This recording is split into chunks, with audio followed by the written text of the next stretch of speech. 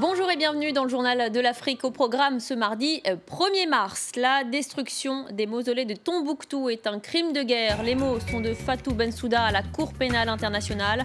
Sur le banc des accusés, Ahmad El-Faki El-Mahdi, soupçonné d'être l'un des chefs d'Ansardine proche d'Al-Qaïda au Maghreb islamique.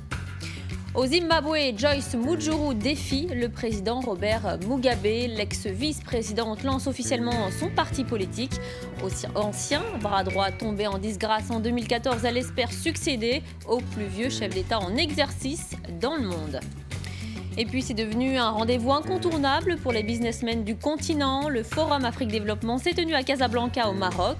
Objectif, offrir de la visibilité aux entrepreneurs africains et promouvoir les investissements.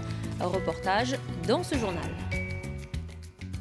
Il est le premier djihadiste écroué par la Cour pénale internationale. Le suspect, le Touareg Ahmad El-Faki El-Mahdi, est poursuivi par la CPI pour destruction d'édifices religieux et monuments historiques, notamment ceux de Tombouctou. En 2012, la procureure Fatou Bensouda l'a accusé mardi de crime de guerre lors d'une audience à la S ce mardi.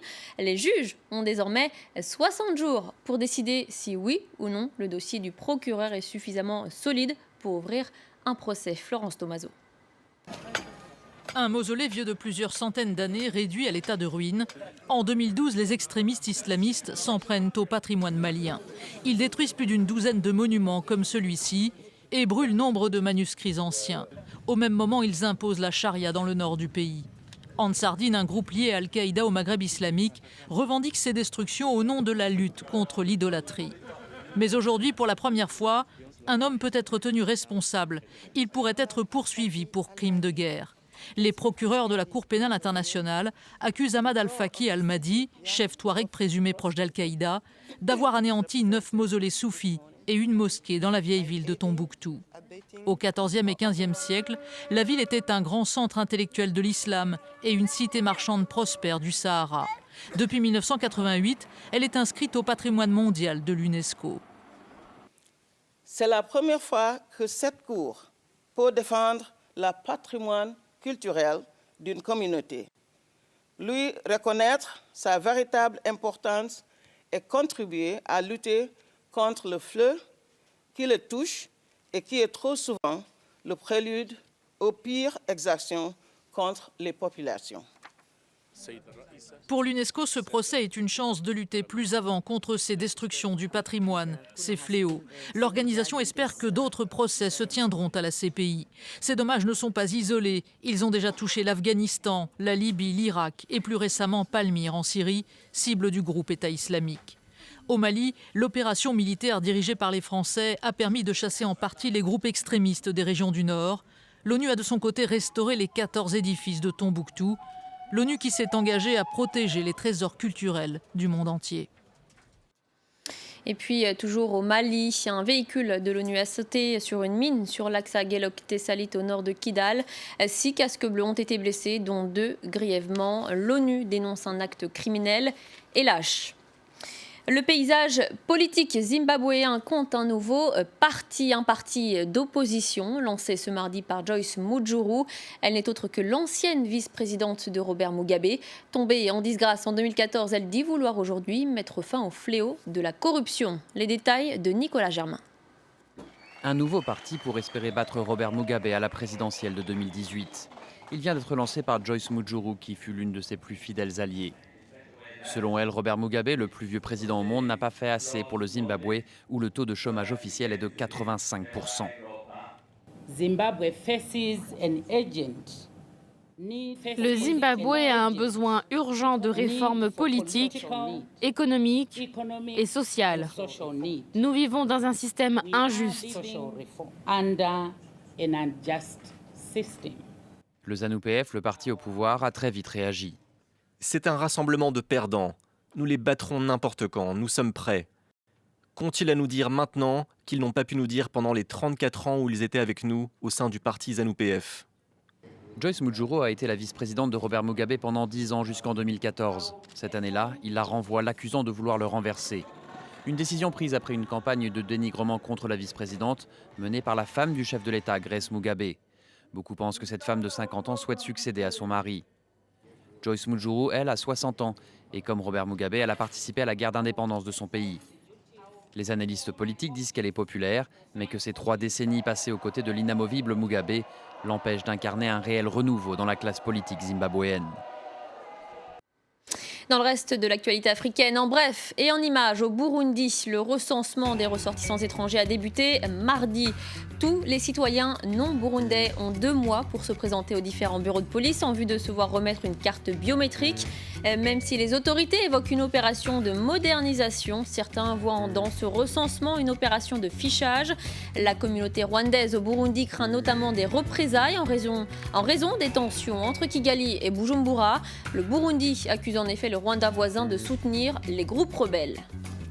Ban Ki-moon félicite le nouveau président de la Centrafrique, Faustin Archange Touadéra, selon la Cour constitutionnelle du pays qui a confirmé sa victoire. Il a été élu avec près de 63% des suffrages contre 37% pour son rival Anissé Georges Dolo Guélé. Ce dernier a d'ailleurs reconnu les résultats. Dernier chef du gouvernement de l'ex-président Bozizé, Faustin Archange Touadéra aura la lourde tâche de redresser un pays en ruine et profondément divisé par 3 années de violence intercommunautaire. Et puis en Afrique du Sud, le soulagement pour Jacob Zuma. Sans surprise, le Parlement, largement dominé par l'ANC, a rejeté une motion de défiance soumise par le principal parti d'opposition pour destituer le président. Le chef de l'État est accusé d'avoir plongé le pays dans la crise économique, mais le répit pourrait être de courte durée. Jacob Zuma est aussi inquiété par la justice pour une affaire de corruption, racket et fraude fiscale qui date de 2007. Et puis un autre scandale concerne cette fois la rénovation de sa résidence privée financée avec des fonds publics. Direction à présent le Niger. Le pays a le taux de fécondité le plus élevé d'Afrique subsaharienne. En 15 ans, la population a presque doublé. Mais le Niger a aussi l'un des indices de développement humain les plus faibles au monde, liés à sa très forte natalité. Le reportage à Niamey de Sarah Sako et Nicolas Germain. Mahamadou égrène le nom de ses 8 enfants. La plus âgée a 16 ans, le plus jeune à peine 7 mois. Rien de surprenant au Niger où le taux de natalité est de 7,6 enfants par femme. Nous devons avoir beaucoup d'enfants pour promouvoir l'islam, mais aussi parce que comme ça, ils s'occuperont de nous quand on sera vieux. Mais à entendre la fille aînée de Mahamadou, la famille nombreuse au Niger n'est pas prête de disparaître. 8 enfants, c'est trop comme mon père. Moi, je vais accoucher 5 ou 4. Une culture pronataliste, le mariage précoce, l'absence de contraceptifs, le manque d'éducation. Il existe une multitude de facteurs qui expliquent ce taux de natalité record. Ici, au Niger, le sujet reste tabou et seule une poignée d'acteurs œuvrent sur le terrain pour changer les mentalités. L'ONG Anima Sutura fait du planning familial en milieu rural. Amener les contraceptions au Niger, c'est tout un défi. Vous avez vu la taille du pays, vous avez vu le système de santé. Il y a des défis pour parler avec les religieux. La question démographique est presque une bombe pour le Niger. Si le Niger ne la résout pas maintenant, ce qui va arriver plus tard sera ingérable. À ce rythme, la population nigérienne passerait de 19 millions aujourd'hui à 68 millions en 2050. Certains le surnomment déjà le Davos africain. Le Forum Afrique Développement a tenu sa 4e édition à Casablanca, avec toujours pour objectif de faire se rencontrer les différents acteurs économiques du continent. Pourtant, le Maroc, par exemple, ne réalise que 3% de ses exportations vers l'Afrique. Malgré les potentiels économiques, s'engager dans une course au marché sur le continent demeure un défi pour les PME marocaines. Voyez ce reportage de Sarah Doublier et Jean-Marie Lemaire. Même sous haute surveillance, le Forum Afrique Développement attire chaque année plus de participants. Sa fréquentation a triplé depuis sa création.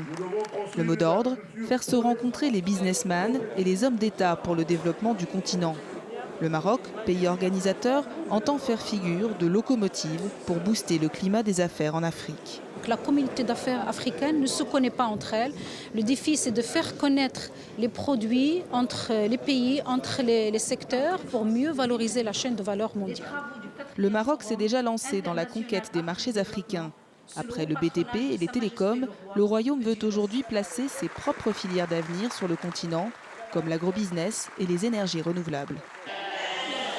Dans cette entreprise familiale créée il y a 30 ans, on produit des ovins, des semences de fruits et légumes. Pour son patron, les marchés d'Afrique de l'Ouest représentent un débouché d'avenir pour donner un nouveau souffle à ses activités. Ce forum est une opportunité parce que ça nous permet de rencontrer des partenaires qui ont déjà été présélectionnés par notre banque. Et déjà, c'est une assurance pour nous qui ne voulons pas nécessairement aller très vite, mais en tout cas avoir des partenaires fiables. Et pour faire du business, l'entrepreneur se rend à l'espace B2B du forum, dédié aux rencontres d'affaires. Les participants, triés sur le volet, enchaînent les rendez-vous, des speed dating qui semblent donner satisfaction. Donc il y a beaucoup de gens cultivés et qui ont de l'expertise, c'est ce qui est important. Effectivement, ce sont des prises de contact qui sont solides, mais qu'il faut après travailler intelligemment. Après, tout le travail reste à faire. Malgré le potentiel économique, le commerce intra-africain ne représente guère plus de 10% des transactions réalisées sur le continent. Et c'est la fin du Journal de l'Afrique. Restez sur France 24. Tout de suite, Aude Le Christ pour la suite de Paris Direct.